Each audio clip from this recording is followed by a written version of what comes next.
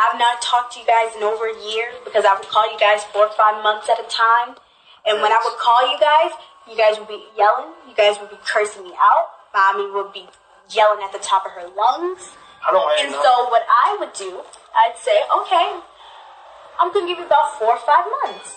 And then hopefully you just miss me so much that you just want to talk to me and your arms are open. And eventually it got to that. Unfortunately, it took a little bit longer than I anticipated. As a parent, guess what if you did for 4 or 5 months and we didn't hear from you? How do we know? Okay, so let me ask you this. Before graduation, I was not even checking in every day then. Yeah, as I talked to you, you'll be like, Dad, I'm busy. I'll call you back. It was no more. You wasn't talking, but you was texting. And if you're free, you'll call me. Hey, Dad, what you doing? But I didn't do it every day. Now, don't paint no picture like I did every day. Now, maybe like once a week, once every 2 weeks or so. I didn't have to call you every day. I talked to you. Okay, so why, when I become 18, 19, 20, 21, I got to check in with y'all every day? Where you get that from? Your wife. This is what you don't understand. What? Your wife called me, my mother, saying, oh, there's a lot of rumors going around. I need you to call me every single day. I need to hear your voice every day. I need you to check in with me every day. I said, first of all, I haven't been doing that for these first couple years. So now that I'm an adult, I'm definitely not about to check in with you every day. And that's what started it all. Because of her pride and my pride. So what did that have to do with me? You're attached to her. That's your wife. That's your wife. So I became the enemy. But you're the feud. Because when I would talk to you, you would be young too. No, because if you saying your beef was with your mother, then you said, oh, I feel like it was with both of you guys because, like I said, both you and her, when I would call, it was nothing but argument. I was never present with you and your mother on the phone. I was never present with you and your mother. That's why I never knew when you and your mother talked.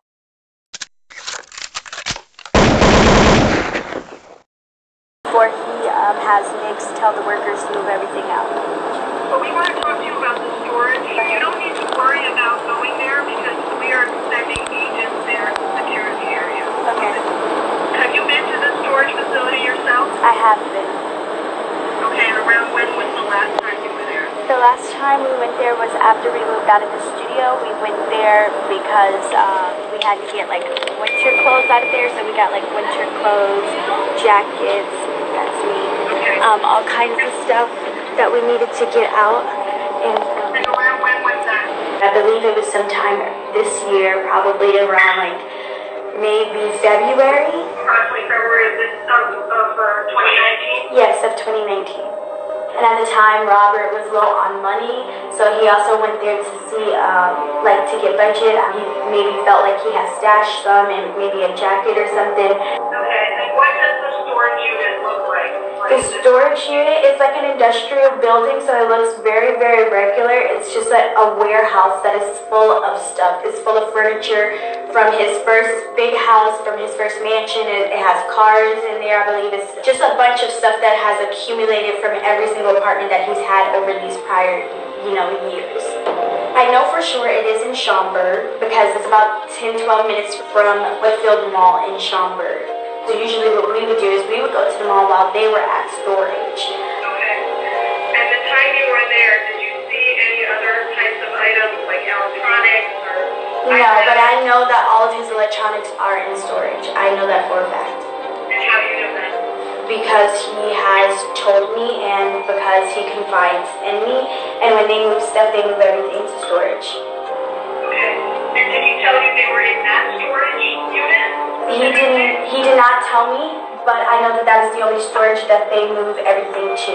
Because, like I said, it has stuff from his Orland Park home in there. Dominique and Holly. The only person that was really genuine with me was Dominique, so she's the only one that I keep ties with. So yeah. She was really very, very genuine. She was always genuine. So yeah, she's very strong. I'm super happy for her. She's a mama now. She's a mom.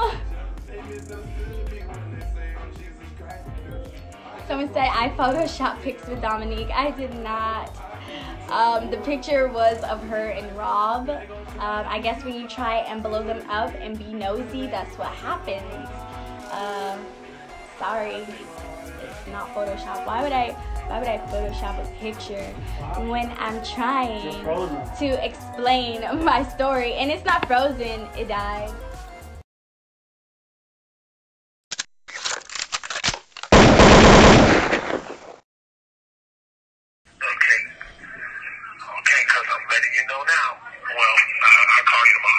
Okay, I did want to tell you, like, to switch the 90 days out, but when you do switch them out, I do have a lot of stuff to talk to you about, like, really good stuff.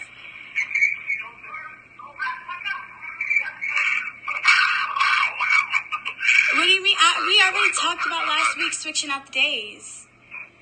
We've been talked about that, so why are you saying wow? Yeah, because you hung up on me and called right into the building, and they called me to the floor to discuss the same thing I had already told you. Azriel Clary. Who is how do the world know about her? Azriel Clary, she was one of the girls with R. Kelly. I won't let you know that was one of my questions I was gonna ask, but you done done into it. I've done my research, nigga. I do my research on everybody. Yeah, on this show. Yeah, so she was one of, cause when I seen her face for the first time, and the person I was with was like, that's the girl that Breeze know, right? So my question is like, so how did y'all two like meet? Like, we was doing some, so like, when I first started off, I was doing a lot of positive shit because I was still like a teenager, you know what I mean? Yeah. So I tried not to cuss in my songs and shit like that. So she was a singer, of course, and she was doing like these showcases. I forget the name of the showcases, but it was like some stop the bullying type of showcases. Okay. So you know we was jits, you know what I mean? So we were doing a lot of positive shit, and she was on the showcases. So we did like a string of showcases, about 5 showcases, and we clicked in. She was like, oh my god, I like your music, and she had a fucking lovely voice. Like her voice was fucking amazing, like to this day. So we linked up, and I was like, man, I want to get her on the song. Yeah. So I think I wrote the song, sent the song to her, sent the beat to her. The beat was produced by AZ, the same producer that I recorded my first song. Okay. The beat was produced by AZ. So we shot the beat, shot the hook over to her, and we linked up at Pearly White. That was my first time in like a real commercial studio. Like Pearly White shit was like, oh shit. That was the name of the studio, Pearly White's? Oh, that's the name of the guy who owns the studio. That's the name of the guy who owns the studio. Pearly White. Damn, I wish T the Dog as was here so he can fucking confirm it. So that was his nigga. Like Windermere. Windermere. That was his engineer though for the longest. Yeah, he did his shit too. So we linked up at the studio, and that was my first time. It was funny because I had to learn like how to get in there and get out.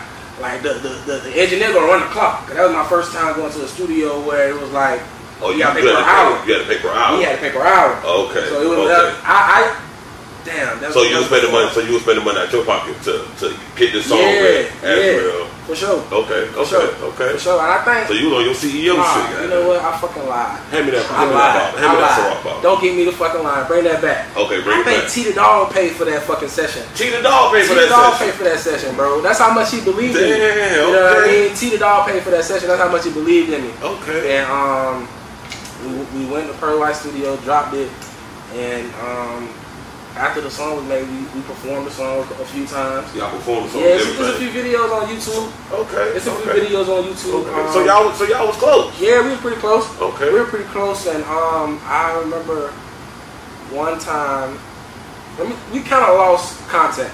Okay. Let me tell you, we kind of lost contact. I was going through some shit. We was going through like some struggle shit. I think at the point we were homeless. At this time we were homeless, so I kind of like took a little. I wasn't really fucking with doing the shows and shit no more because I was like, man, I was working. I was working, 16 years old. I was finally able to work. I got me a job at Universal. Okay. So I got me a job at Universal. So I was like working. I was like, man, fuck it. I can't fucking focus on the music and those shows. And so you working and helping Cause you got mom dudes, okay, and you helping to pay bills and shit like that. For sure. Hey for man, sure. Whatever, however I can, you know what I mean? Yeah, man, that's big. Cause 16, I was fucking off, right? Yeah. I couldn't even help mom with bills. I was too busy trying to do this and do that. So that's real like mature or responsible shit, man. Yeah, but the struggle will bring the greatness out of somebody. Sure. You know, when somebody always comfortable, no, they gonna really set in. They not really gonna elevate. It's when a motherfucker go through some hardship where a motherfucker really become great, where a person really sees the best in them. You know what I'm saying? Yeah. But back to you and Azriel. Damn. So ever since then I was like fuck the music for a minute. Yeah. I wasn't recording anymore. I wasn't doing anything anymore. I was just chilling. And I think every now and then we hit each other up on the inbox, Facebook, shit like that. We see what's going on, you know, with each other. Okay. And after a while, it was just I haven't seen any more of her.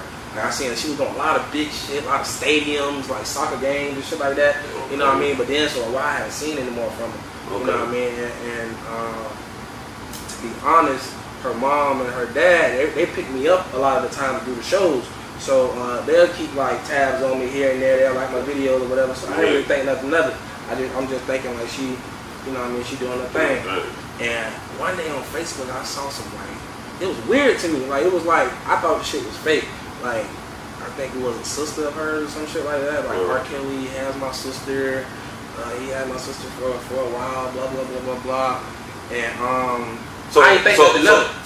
So when she started dealing with R. Kelly, you didn't even know nothing. I didn't even know. Like, it was just like, we just haven't talked in a while. Just haven't talked. Like, yeah, you know we just haven't talked in a while. Okay. I figured she was like doing some good shit. Doing some good shit. You know what I mean? And then you see the post from the sister. And then I was like, no, this shit fake. Cause I'm assuming this shit would have been everywhere, some shit like this. You know what I mean? But it was on like one little post. I didn't think anything of it. I was thinking it was just like, I don't know, maybe some bullshit, some made up shit. Yeah. I don't know. But then when the shit actually came out, I was like, oh shit. But from when you saw that post to when it came out, how many years? That had to be like 2 years, bro. About 2 years. Cause when that shit came out, she was kind of grown. Yeah. And we was, like I said, we was kids. Mm-hmm. Like we was like, I was maybe like 16, 17 at the time. She had to be like 2 years younger than me. So it was like, I don't know, it was just, alright, we just not talking anymore. I wasn't doing the music shit like that. And then I started seeing the post, and then I think I started seeing her dad, how like advertising, like, oh shit, this shit is real deal. This is real deal, real deal, like, you know what I mean? So both of their parents was on the surviving R. Kelly thing, because I remember people pointing it out to me, like, that's the parents or the person that breed. They used to pick breeds up and all of that good stuff.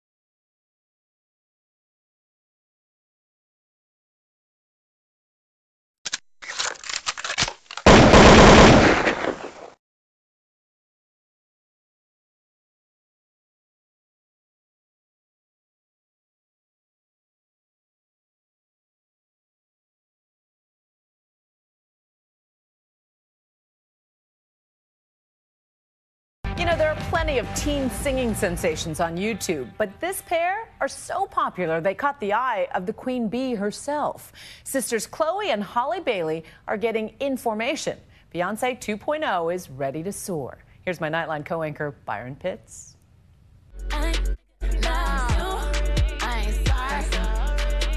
The Queen Bee, Beyonce, and that groundbreaking visual album, Lemonade, with cameos from Serena Williams and those two teenage girls. Shine the light on what have us wild. 17 and 16-year-old Chloe and Holly Bailey, YouTube stars who caught Beyonce's attention when they sang her hit single, Pretty Hurts.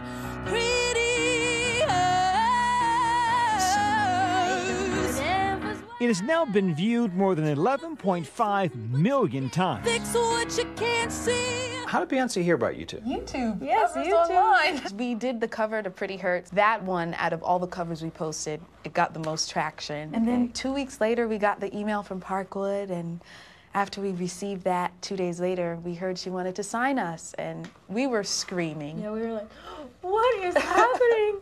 Oh my gosh. Because that's like Queen Bee. In fact, the Queen Bee signed them to a reported $1 million deal for 6 albums with their management company, Parkwood Entertainment. We're just so happy because we're given the freedom to do what we want to make. She's so amazing. She's just a great role model in every aspect of life. At 12 and 11, they started singing covers of popular songs and posting them online. So you all became, it's fair to say, YouTube sensations, right? How did that come about? Lots of people had told us, like, oh, maybe you should, you know, sing this person's song and post it. And then one day, we were at home and we were like, we're kind of bored. Let's just do this. Let's sing this song that we like, Best Thing I Ever Had, by Beyonce. When we first saw 100 views, we were excited over that. 100 views? Oh my goodness. And then like a week later, it was 10,000. You're like, what is happening? Their YouTube channel growing to more than 686,000 followers. Their videos have a total of 56 million views. There's a fire starting in my heart, reaching up before pictures. Singing hits by Adele. And we'll never be royal. And Lord.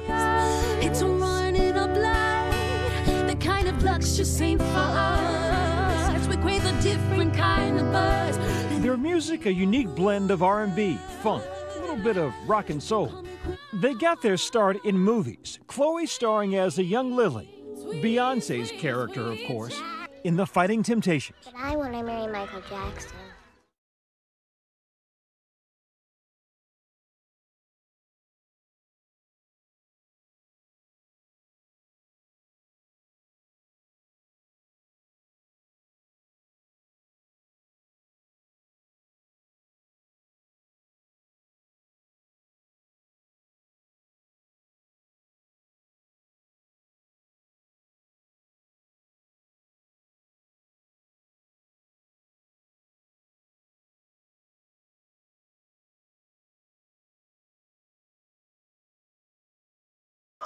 The only thing I have left is my voice, and now I have to use it for my protection, because they left me no choice.